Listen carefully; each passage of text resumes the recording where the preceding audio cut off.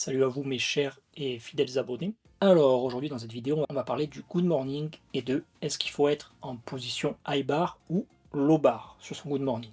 Donc dans une vidéo précédente on avait parlé d'une des erreurs les plus courantes en good morning, donc si jamais vous ne l'avez pas vue et que vous faites du good morning je vous conseille fortement d'aller la voir parce qu'il y a 9 chances sur 10 que vous la fassiez aussi. Et pour le sujet d'aujourd'hui du coup ça va pas spécialement être une erreur, parce que les deux positions peuvent s'utiliser, mais selon moi, dans la majorité des cas, il y a quand même une position qui est plus pertinente que l'autre. Quand on regarde les gens faire du good morning, l'immense majorité vont le faire en high bar. Donc pour ceux qui ne savent pas la différence, high bar, c'est quand on aura la barre haute, d'où le nom, donc plutôt sur les trapèzes, et une barre en low bar, elle sera barre basse, plutôt sur l'arrière d'épaule, voire plus bas.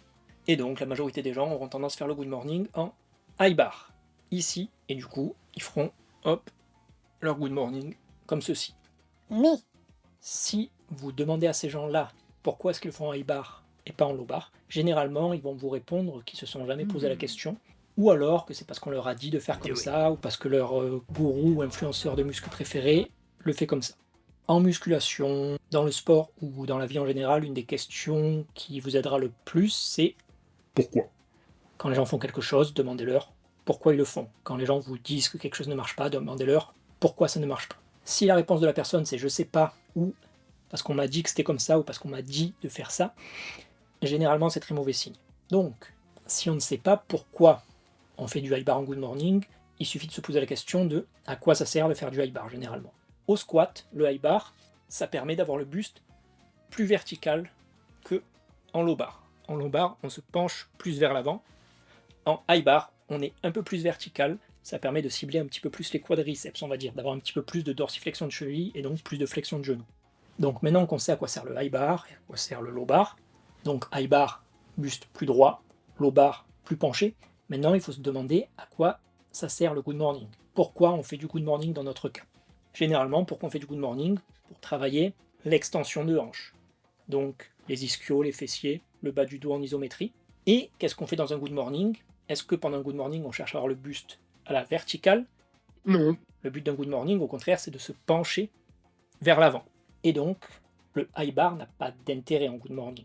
Que vous soyez en high bar ou en low bar, la mécanique ne change absolument pas. Donc là, certains diront, du coup, si ça change pas, on peut faire les deux. en effet, mais selon moi, le low bar est plus intéressant et un peu plus sécuritaire. C'est quoi le problème que j'ai avec le high bar en good morning? C'est que en high bar, la barre est très proche des cervicales.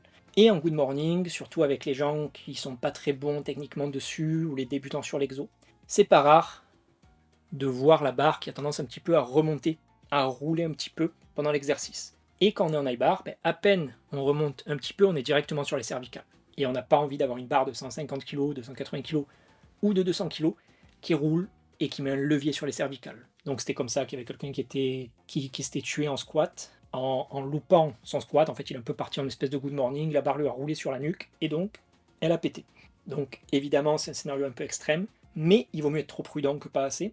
Donc comme on a vu, au good morning, si on a une mauvaise tension, si on met pas la tension dans le bon sens dans sa barre, c'est pas rare qu'elle puisse rouler ou bouger un petit peu. Et en plus, il y a d'autres gens qui auront tendance à beaucoup trop se pencher sur leur good morning, et donc si on se penche trop, on finit par s'inverser, et donc là la gravité, pareil, vous ne pourrez pas retenir une barre de 150 kg en tirant dessus si vous êtes comme ça. Donc là la barre elle va tomber pareil sur vos cervicales. Et ensuite il y a aussi le fait que parfois certaines personnes ont tendance à perdre leur position proche de l'échec. En perdant leur position, ils arrondissent le haut du dos, et donc idem, plus de chances que la barre roule sur vos cervicales. Normalement, si vous faites bien votre good morning, c'est rare de beaucoup descendre, à moins d'avoir une flexibilité de malade. Donc normalement, si vous avez une bonne tension de barre, la gravité, même en high bar, va faire en sorte que ça ne va pas rouler sur vos cervicales. Mais malgré tout, l'accident peut arriver à tout le monde, même aux meilleurs, et du coup, c'est pour ça que moi j'ai tendance à privilégier le good morning en low bar.